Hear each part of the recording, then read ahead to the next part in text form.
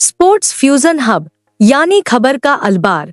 प्यारा दोस्तों, मैं सारा हूँ। वीडियो शुरू करने से पहले अगर आपने अभी तक चैनल को सब्सक्राइब नहीं किया है तो कृपया चैनल को सब्सक्राइब करें और वीडियो को लाइक करना न भूलें। केवल 200 लाइक। हैदराबाद और मुंबई इंडियंस के बीच हुए रोमांचक मुकाबले में रोहित शर्मा के एक फैसले ने कैसे पूरे मैच को पलट कर रख दिया। अधिक जानने के लिए वीडियो को अंत तक देखें। आइए शुरू करते हैं। दोस्तों, आईपीएल का 33वां मैच मुंबई और सनराइजर्स हैदराबाद के बीच वानखेड़े स्टेडियम में खेला गया।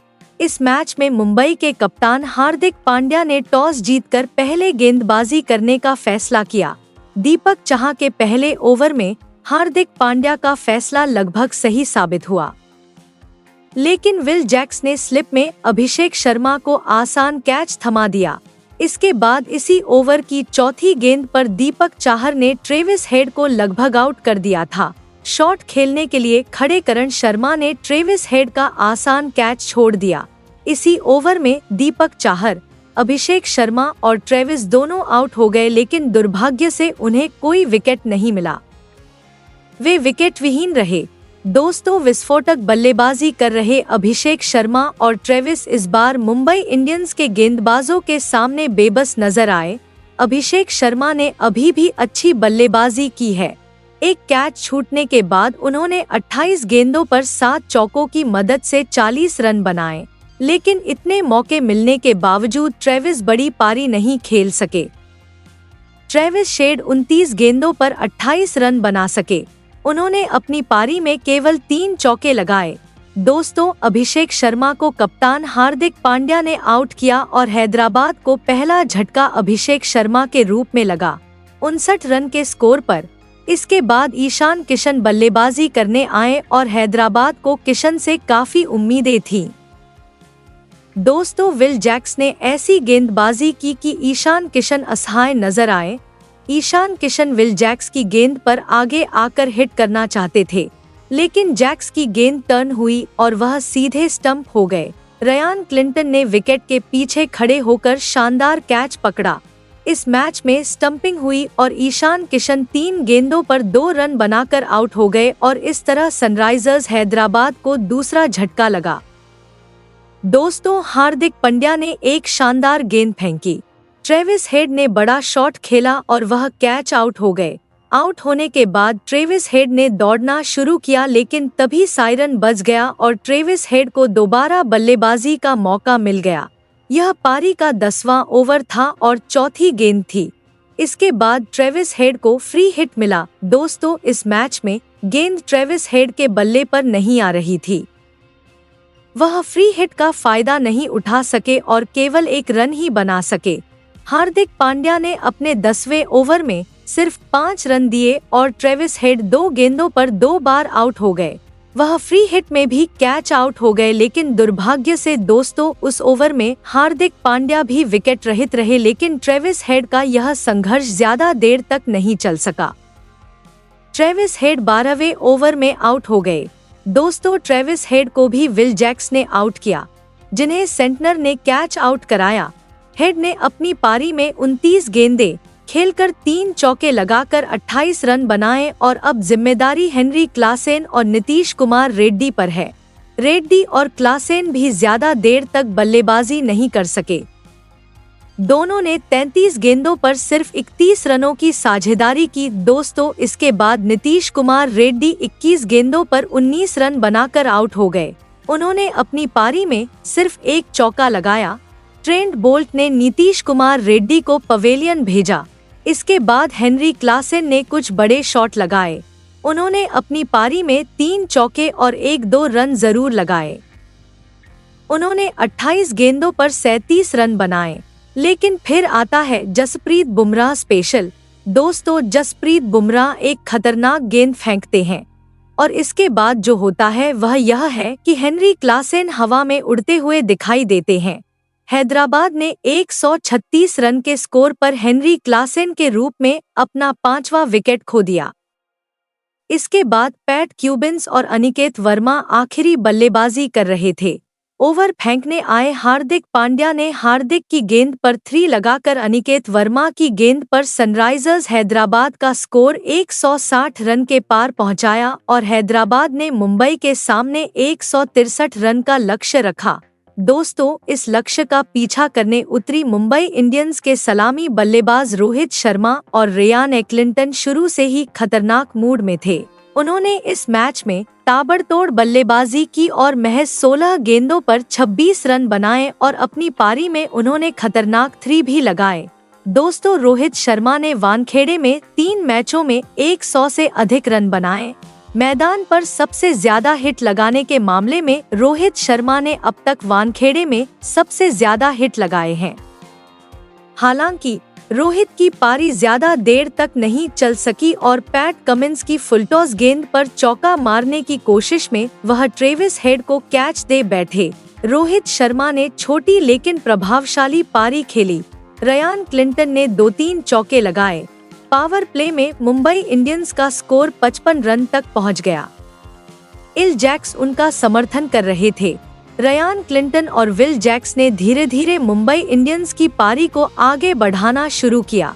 दोस्तों, इस मैच में दोनों बल्लेबाजों ने 25 गेंदों पर 37 रनों की साझेदारी की।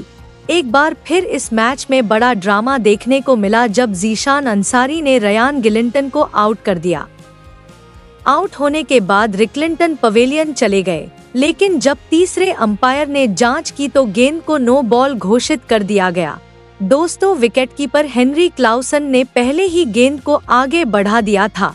स्टंप उखड़ने के बाद रेयान रिकलिंटन को एक बार फिर पवेलियन से बल्लेबाजी के लिए लौटना पड़ा। वह अपनी पारी ज्यादा देर तक नहीं खींच सके। हर्षल पटेल ने ट्रेविस हेड के हाथों कैच आउट कराकर उनकी पारी का अंत किया। रिकलिंटन ने 23 गेंदों पर 31 रन बनाए और अपनी पारी में 5 चौके लगाए।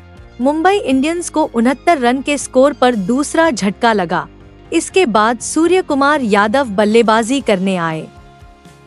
दूसरे छोर पर विल जैक्स खतरनाक बल्लेबाजी कर रहे थे। वह किसी भी गेंदबाज को नहीं बख्श रहे थे। उन्होंने जीशान अंसारी की गेंद पर शानदार चौका लगाया। वहीं दूसरी ओर सूर्य कुमार यादव भी खतरनाक मूड में नजर आए। जैसे ही वह आया उसने चौका मारा। सूर्य कुमार यादव ने 15 गेंदों पर 26 रन बनाए। सूर्या ने अपनी पारी में 2 चौके और 2 खतरनाक चौके लगाए। इसके बाद पैट कमिंस ने सूर्य कुमार यादव को जशन अंसारी के हाथों कैच कराकर मुंबई इंडियंस को तीसरा झटका दिया। दोस्तों, तब तक बहुत देर हो चुकी थी। सूरज ने अपना काम कर दिया था। सूर्या जब आउट हुए तब मुंबई इंडियंस का स्कोर 121 रन था और मुंबई ने अब तक 3 विकेट 12.13 पर गंवा दिए थे। दोस्तों, 4 ओवर के बाद तिलक वर्मा विल जैक्स का साथ देने आए। तिलक वर्मा 8 गेंदों पर 5 रन बनाकर और विल जैक्स 25 गेंदों पर 36 रन बनाकर खेल रहे थे। इन दोनों बल्लेबाजों ने मुंबई इंडियंस को जीत दिलाने के लिए अपनी पारी को आगे बढ़ाना शुरू किया। यहां से मुंबई को जीत के लिए अभी भी 34 गेंदों पर 35 रनों की जरूरत थी और मुंबई इंडियंस आसानी से मैच जीतती दिख रही थी। दोस्तों, तभी हैदराबाद के कप्तान पैट कमिंस ने एक ऐसी गेंद फेंकी जिसने विल जैक्स की पारी का अंत कर दिया। एक बार फिर पैट कमिंस की गेंद पर जीशान अंसारी ने कैच लपका और इस तरह जैक्स की पारी का अंत हुआ और जैक्स ने अपनी पारी में 26 गेंदों पर 3 चौके और 2 चौके लगाते हुए 36 रन बनाए।